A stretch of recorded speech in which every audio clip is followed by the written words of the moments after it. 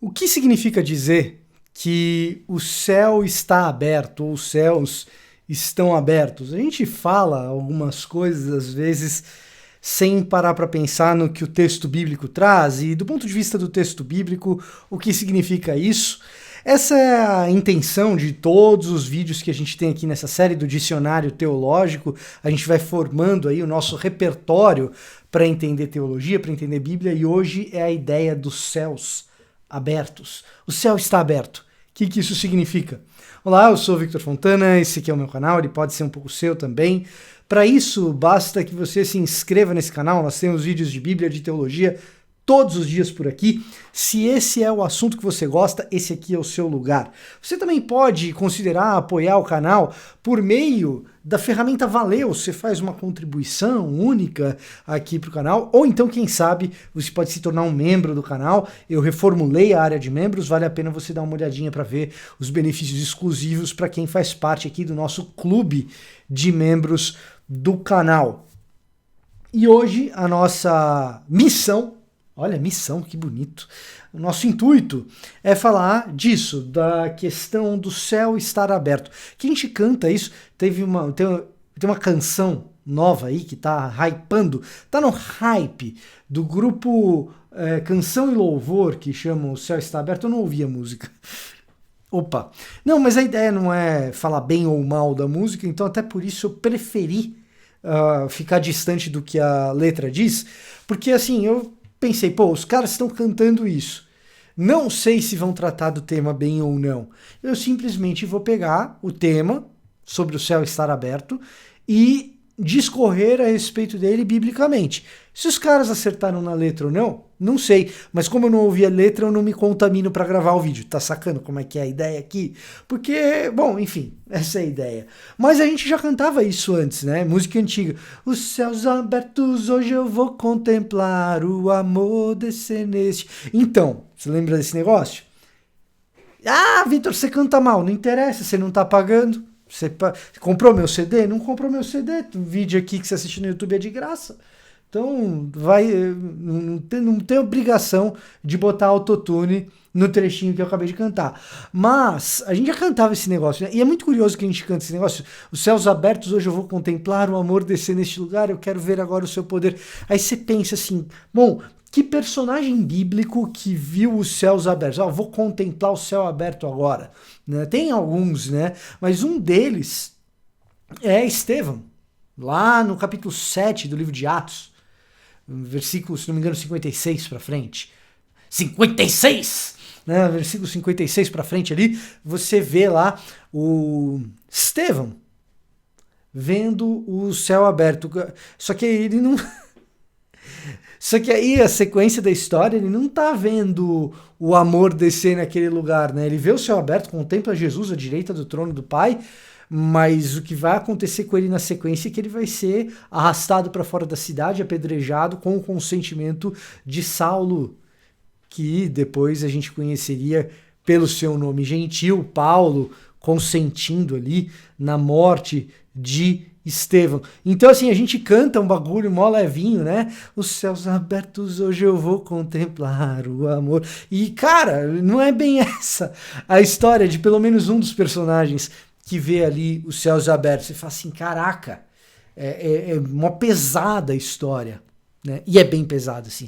O cara foi arrastado para depois ser apedrejado. Então, imagina o cara sendo arrastado pela cidade para então ser apedrejado. Esse é o contexto ali específico, claro, de Estevão. Existem outras oportunidades em que isso aparece, mas só para a gente já ver como às vezes a gente canta uma parada light, né? Com algo, assim, usando uma linguagem que no texto bíblico aparece em ocasiões bem pesadas, assim, bem tensas. No Antigo Testamento, o paradigma dessa parada é Ezequiel, tá? Ezequiel abre o livro falando isso, que os céus se abriram e ele começou a contemplar esses céus abertos. Ele começou a ver esses céus abertos. E é ali que ele vê aquelas visões todas esquisitas do início do livro de Ezequiel, que o pessoal fica confundindo. Putz, isso aqui que é anjo, isso aqui que é querubim. Aí vai lá, Eu posso fazer um vídeo depois sobre essas formas esquisitas de anjo, de querubim. Aí vai lá, desenha, faz um desenho esquisito. Oh, o anjo, na verdade, é assim, é assado. Bom, é disso, é de Ezequiel vendo o tal do céu se abrir. E a primeira coisa que talvez você deva perceber dessa passagem é que quando você vê o céu aberto, você vê algo muito esquisito. Você vê coisas estranhas. Ezequiel vê coisas absurdas, se você quiser. Coisas muito difíceis de descrever. Quando Ezequiel descreve, você tenta juntar as peças ali, você não consegue. Por que que isso acontece? Por que que isso está acontecendo? Muito bem. Quando a gente fala de céu e de terra, dentro do contexto bíblico, a gente está falando de duas realidades que nasceram para ser juntas, mas a rebeldia e a crueldade humana separaram, colocaram um cisma entre essas duas realidades. Então você tem a habitação de Deus, dos seres celestiais, você tem a habitação de Elohim, do concílio divino, se você quiser, e você tem esse mundo dos céus espirituais, fantástico. E você tem a terra impura, pecaminosa, com tudo que o ser humano faz para corrompê-la, uma vez que ela foi criada originalmente boa e que hoje sofre com a crueldade humana. Você tem essas duas coisas. E então, para que exista comunicação entre essas duas coisas, a gente tem o templo.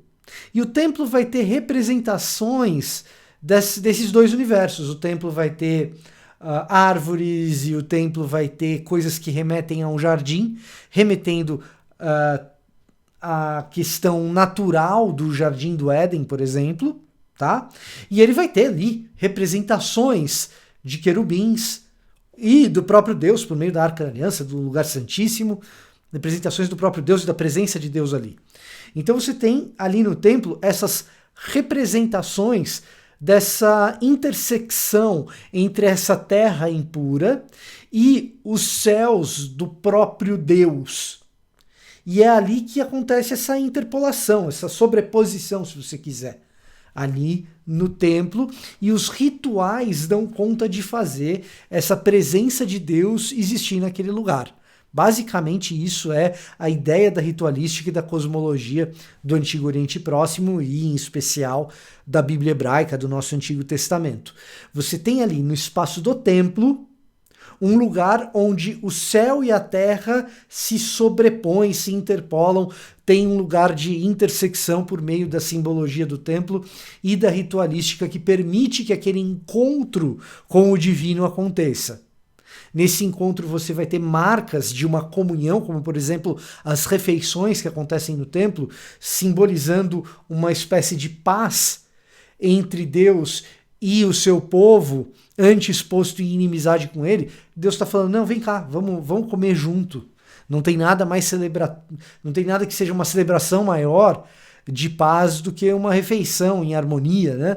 Então o sacerdote representa o povo comendo junto com Deus, ele come uma parte do sacrifício, o outro é queimado representando o alimento sendo consumido pelo próprio Deus. Então você tem esse encontro da divindade com aquilo que é mais mundano e terreno. O livro de Levítico, quando eu explico aqui no canal, eu explico dessa forma, inclusive.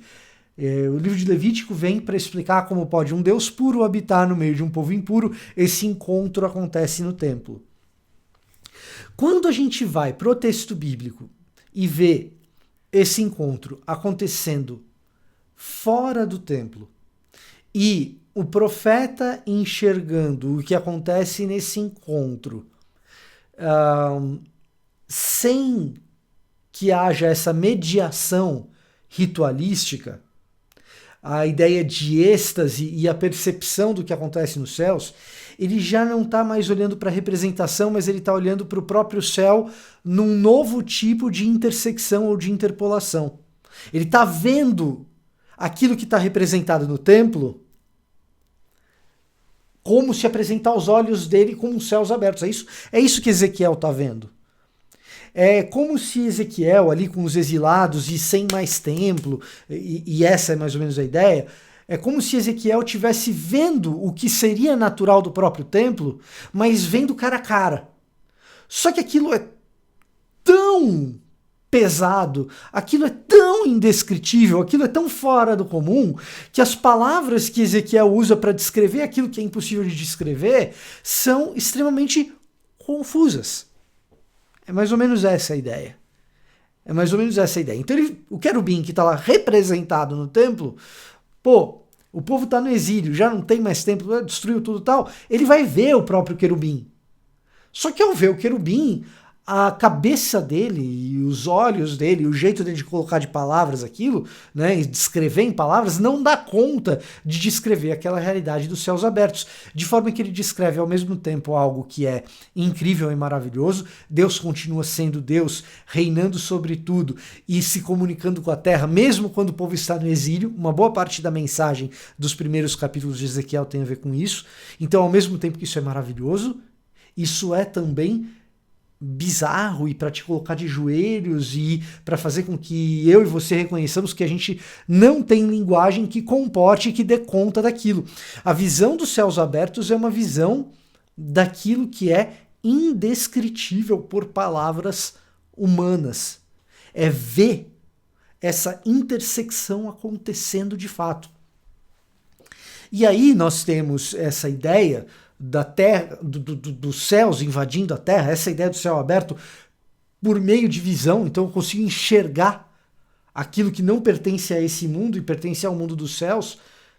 Esse é o sentido do céu aberto. A gente vê isso chegando no Novo Testamento na boca de Jesus. Lá em João 1,51, a gente vai ver Jesus exprimindo essa ideia de que os discípulos veriam por meio dele, Jesus, o próprio céu.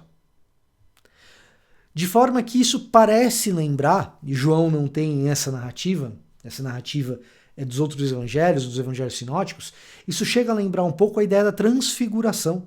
O que é a transfiguração? É essa ideia de céu aberto, da realidade do céu invadindo a terra, de modo que eu vejo algo que antes era representativo como algo literal enxergado de fato ali.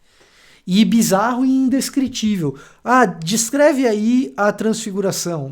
Não tem muito como descrever. Né? Então, essas passagens da transfiguração e do céu aberto em João 1,51, elas são paralelas. De forma que algo ali está acontecendo de muito especial e é indescritível. Essa linguagem de céu aberto vai ser retomada lá em Apocalipse 4 e em várias outras passagens de Apocalipse. Né? Vai ser retomada ali em Apocalipse 4. E o que é a ideia de Apocalipse? Novamente, é João enxergando essa abertura dos céus. E embora o povo agora sob domínio do Império Romano, então já não é mais o exílio babilônico do Antigo Testamento, mas agora são os cristãos debaixo da autoridade, da perseguição e da sedução do Império Romano, mais precisamente na figura do imperador Domiciano. E João dizendo o seguinte, não, peraí, César não é o dono do mundo. César não é o cara. Existe ainda um domínio diferente.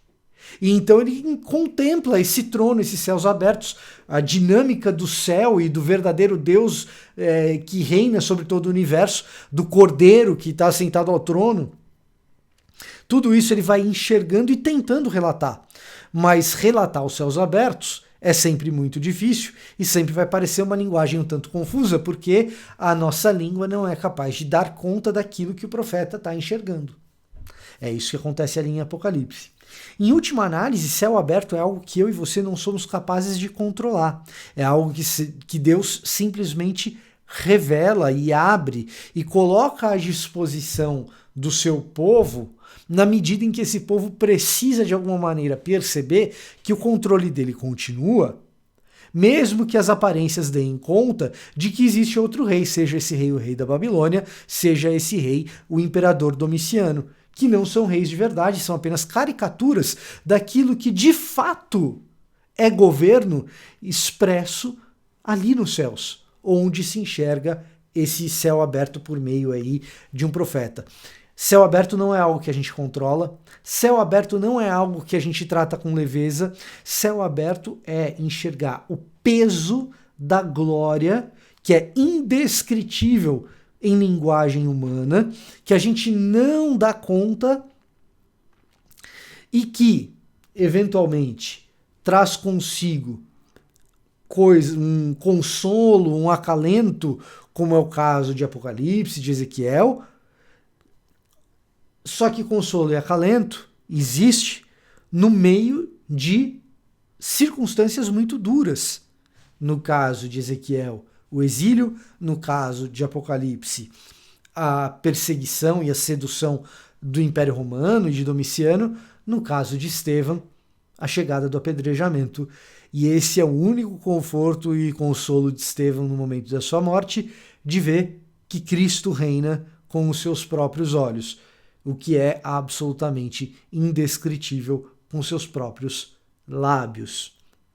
Qualquer coisa diferente disso é a gente usar céu aberto simplesmente como uma expressão da nossa cabeça. Muito bem, isso é o céu aberto, um negócio maravilhoso, mas ao mesmo tempo pesado, indescritível, que deveria nos deixar amedrontados, porque é assustador, de joelhos, cheios de temor. Aqueles querubins, aquelas coisas todas que a gente não consegue descrever muito bem. Esse era o meu recado para hoje. Eu vou ficando por aqui. Até a próxima.